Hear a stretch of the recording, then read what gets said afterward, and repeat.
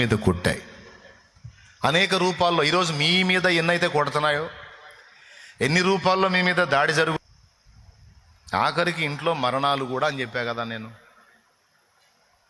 అన్నీ నడిచినాయి.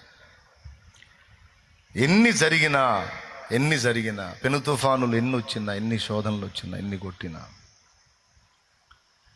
నా విశ్రాంతి డ్యామేజ్ అవ్వలేదు, నా ప్రశాంతత భంగం కాలేదు. కారణం, ధోనిలో యేసున్నాడు, నేను ఆయనతో ఉన్నాను, ఆయన నాతో ఉన్నాడు.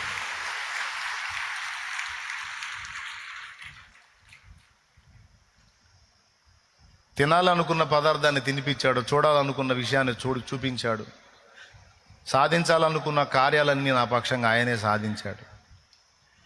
ఇక దేని గురించి కూడా నేను జుట్టు పీక్కునే పరిస్థితి లేదు. నాకు ఒక నమ్మకమైన ప్రియుడు, ప్రాణప్రియుడు దొరికాడు. ఆయనను నేను కాస్తో కోస్తో ఎరుగుదును. ఈరోజు మీకు చెప్తుంది ఏంటంటే, మీరు ఎరుగుదురా?